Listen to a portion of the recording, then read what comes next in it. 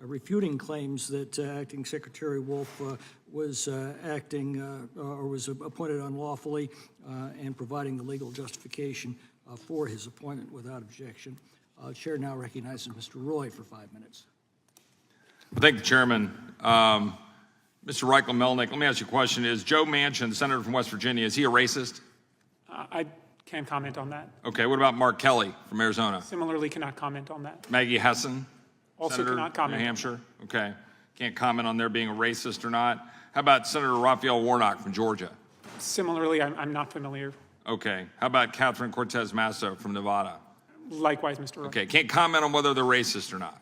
I don't have an opinion as to the matter. Okay, because you called me a racist. And you called me a racist, something, by the way, that this administration did to the tune of over 1 million people. Believe it's about 2.5 million people, actually. Right. So this administration is racist? I believe this administration has made a number of failures in the racial justice front. So the Biden administration is racist? I can't comment as the administration Interesting. in general. Good to know. Good to know that the Biden administration is racist and get that on the record. The fact is, people who want to enforce Title 42 believe that there was a reason that Title 42 was put in place, but they also recognize that Title 42 is, in fact, a Band-Aid on a very broken system where the laws were not being enforced otherwise. But to throw around words like racist, let me ask you a question. Is my friend Henry Cuellar, is he a racist? I can't comment on that. Right, because Henry Cuellar said the border community is very concerned about Title 42 being lifted. This message of lifting Title 4 is going straight to the criminal organizations. He stood up and said that Title 42 should be enforced. The administration stood up. The senators I just listed said that Title 42 should have stayed in place. Now, my personal view is that Title 42 wasn't the thing that needed to stay in place, that what ought to be in place is an actual border security that secures the border.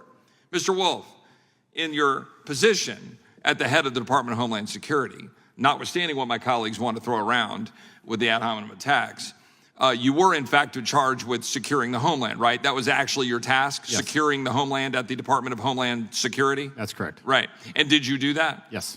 Right. And is the current administration securing the homeland? No. No. In any measure, in any way, shape, or form, is the current Secretary of Homeland Security carrying out his duty faithfully under the Constitution to secure the homeland of the United States? He is not. As I've outlined in my written testimony and oral testimony, there's numerous instances where he is not faithfully executing the law. I thank you, Secretary Wolf. What I would say is, if you go back to April of 2022, in a Judiciary Committee hearing, I read word for word the statutory definition of operational control under the Secure Fence Act.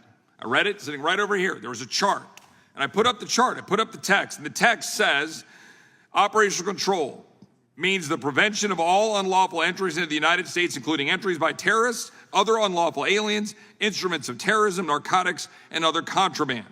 I asked Secretary Mayorkas, do you have operational control? And his response was, I do. And Congressman, I think the Secretary of Homeland Security would have said the same thing in 2020 and 2019.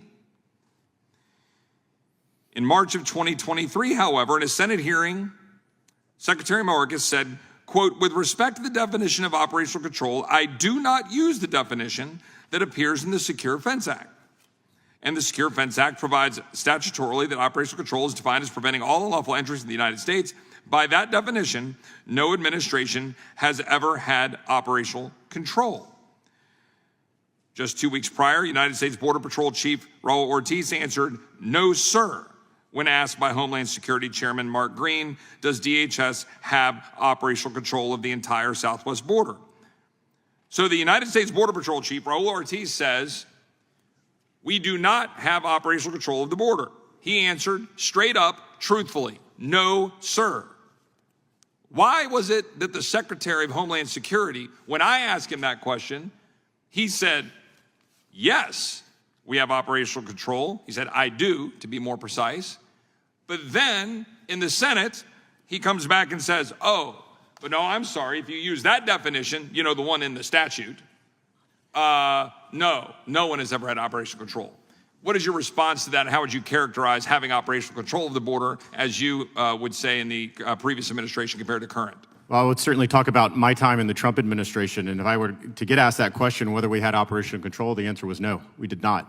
Neither was the border secure, and I think words matter here. Those are very definitive statements. I always talked about how we were making the border more secure, or it was the most secure in our lifetime.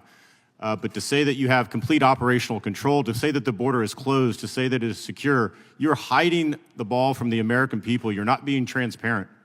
And it's for a purpose, I think you can only guess, a political purpose, but it also defies what the men and women of the Border Patrol and others are doing down there. When they see their political leadership make these sorts of statements, it's so bad it's hard to find words. They don't know what to think because they are on the line. They are on that border every single day, watching the hundreds of thousands of individuals walk past. We need more people in the House and in the Senate like Chip Roy. People who have a backbone. People who will call out the radical left and their extreme ideology and the stuff that they say. I mean, they call out Republicans for the smallest of things.